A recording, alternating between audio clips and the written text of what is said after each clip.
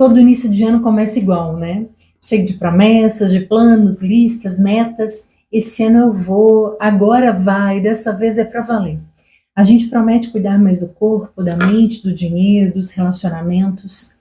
Mas aí janeiro passa, fevereiro chega e junto vem aquela frustração silenciosa. De novo eu não consegui. Então surge a pergunta que dói: o que tem de errado comigo? Hoje eu quero te mostrar, com base na psicologia, que o problema muitas vezes não é falta de vontade, é a forma como você aprendeu a entender a motivação, e isso muda tudo.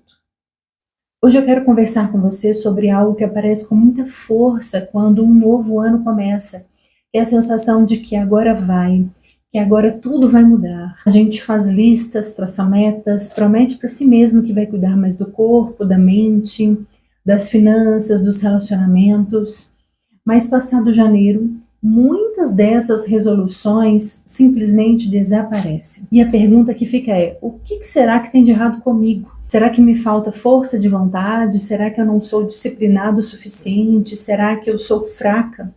E a resposta que a psicologia traz é não. O problema, na maioria das vezes, não é você. O problema é como nós entendemos a motivação. Existe um mito muito forte de que motivação é algo que algumas pessoas têm e outras pessoas não. Como se fosse um traço de personalidade. Ela é motivada e ele é preguiçoso. Mas a verdade é que a motivação não nasce no vazio, ela nasce no contexto. Todos nós temos motivação. O que muda é se o ambiente, as condições emocionais, o nível de sobrecarga, as experiências anteriores e a forma como que a gente lida com os nossos próprios limites, isso favorece ou bloqueia a nossa motivação. Você não acorda desmotivada porque você é um problema. Muitas vezes você acorda desmotivada porque está emocionalmente exausta, porque vive se cobrando, porque se compara o tempo todo, porque já tentou mudar muitas vezes e acabou se frustrando nessas tentativas. Um outro mito muito comum é acreditar que basta visualizar o sucesso. Se eu visualizar, ele vai acabar acontecendo. Só que a psicologia mostra algo muito importante. Apenas visualizar o resultado pode, na verdade, gerar mais frustração do que ação. Você até se empolga por alguns dias, mas quando percebe o tamanho do esforço necessário, o impacto emocional é grande. Por isso, em vez de focar só no resultado final, o mais eficaz é focar no processo. Não é se ver magra no espelho, é se ver indo ao mercado, escolhendo melhor os alimentos, lidando com a ansiedade à noite, errando, ajustando e seguindo. Não é se ver realizada profissionalmente, é se ver estudando, errando, se sentindo insegura às vezes e mesmo assim continuando. Um ponto muito importante é entender que motivação não funciona bem quando está baseada apenas em recompensa e punição. A gente cresce ouvindo: se fizer isso, ganha aquilo. E na vida adulta a gente repete: quando eu emagrecer, eu vou me permitir viver. Quando eu tiver dinheiro, eu descanso. Quando eu der conta de tudo, eu fico bem. Só que o cérebro humano não se sustenta por muito tempo só na lógica da recompensa. O que realmente sustenta a motivação é sentir que aquilo faz sentido para você, que está alinhado com seus valores, que respeita os seus limites, que te aproxima de quem você quer ser. E aqui entra algo fundamental. Nós nos motivamos quando nos sentimos capazes, quando tudo parece difícil demais, quando a meta é grande demais, quando a cobrança é excessiva. A tendência não é se esforçar mais, mas é travar. A procrastinação muitas vezes não é preguiça, é medo de falhar, é sensação de incapacidade, é uma exaustão emocional. Então, se você sempre começa o ano colocando metas enormes e depois se culpa por não conseguir cumprir essas metas, talvez o problema não seja falta de motivação, mas metas pouco realistas para o momento de vida que você está vivendo. Outro fator que interfere muito na nossa motivação é a comparação. Vivemos em uma cultura extremamente competitiva. Competimos com o corpo do outro, com a carreira do outro, com a rotina do outro, com a maternidade do outro.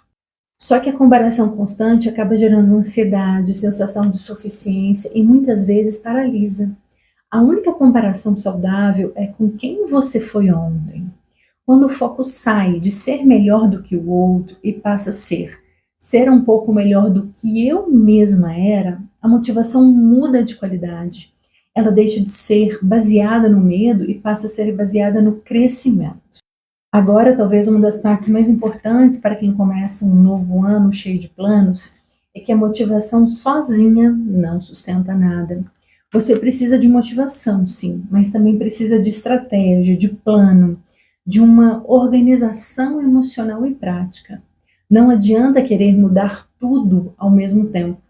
Não adianta querer acordar às 5 horas da manhã, fazer exercício, meditar, trabalhar com alta performance, cuidar da casa, da família e dormir bem, se o seu corpo e a sua mente já estão no limite. As mudanças sustentáveis acontecem em pequenos passos, consistentes e possíveis. Outro erro muito comum é esperar a motivação aparecer. A gente pensa, quando eu me sentir motivada, eu começo.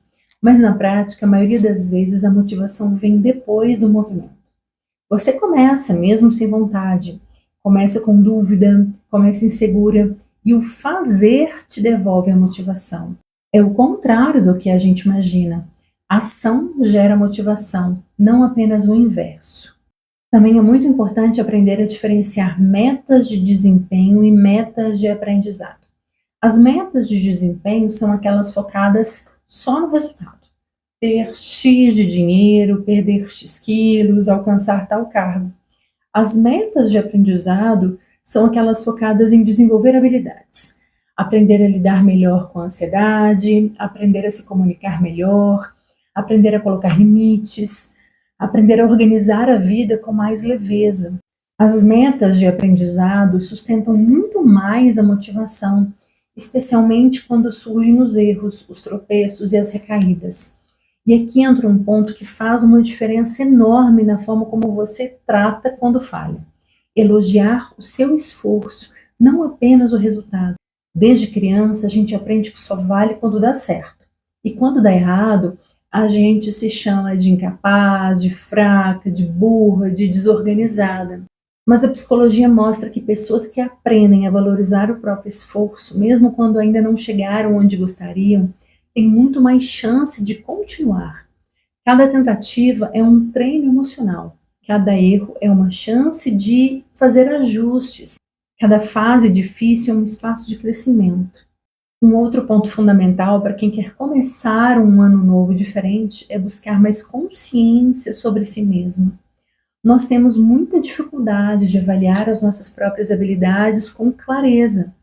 Às vezes nos subestimamos demais, outras vezes achamos que damos conta de tudo sozinhas e quebramos a cara. Então pedir feedback, ouvir pessoas de confiança, buscar autoconhecimento no processo terapêutico, tudo isso ajuda a construir metas mais alinhadas com a realidade e com quem você é hoje, não com quem você acha que você deveria ser. Também é importante compreender que não é só sua força de vontade que determina os seus resultados. Existem fatores estruturais que influenciam muito sua motivação, como a sobrecarga de trabalho, a maternidade, condições financeiras, a saúde física, rede de apoio, experiências de rejeição, relacionamentos adoecidos. Ignorar essas questões e cobrar de si mesma como se estivesse em um campo neutro é injusto e cruel. Autocompaixão não é passar a mão na cabeça, é sim reconhecer a sua realidade com honestidade e partir dela para construir algo possível. Talvez uma das mensagens mais libertadoras seja essa: você não precisa destruir quem você é para viver um ano melhor. Você não precisa virar uma outra pessoa. Você só precisa compreender melhor os seus processos, respeitar os seus limites, ajustar expectativas e caminhar de forma mais consciente. Motivação não é gritar com você mesma dizendo: vai, vai, você consegue. Motivação é você criar um ambiente interno e um ambiente externo que te ajude a continuar, mesmo quando a vontade oscila. Se eu pudesse te deixar um convite para esse novo ano, seria esse. Escolha metas que façam sentido de forma verdadeira para você, de forma genuína. Não para agradar ninguém, não para provar nada, não para se comparar. Escolha metas que estejam conectadas com uma vida mais leve no seu corpo, na sua mente, nas suas relações. Comece pequeno, seja gentil com você nesse caminho. Ajuste quando necessário. Não transforme recaídas em identidade. Você não é seu tropeço. E lembre-se, você já tem a motivação dentro de você. Talvez ela só esteja um pouco cansada, abafada, sobrecarregada. E agora, mais do que exigir mais de você, talvez seja tempo de aprender a cuidar melhor de você mesma para que essa motivação volte a respirar. Que esse novo ano não seja um campo de guerra contra você mesma, mas um espaço de construção, de aprendizado emocional e de escolhas mais conscientes. Se esse vídeo fez sentido para você, curta, compartilhe com alguém que também vive esse ciclo de promessa e frustrações. E se inscreva aqui no canal para receber novos conteúdos sobre saúde emocional. E se você sente que precisa de ajuda para organizar as suas emoções, lidar com a ansiedade, com a culpa ou com a autocobrança, a psicoterapia pode ser um caminho importante para você. Você não precisa dar conta de tudo sozinho.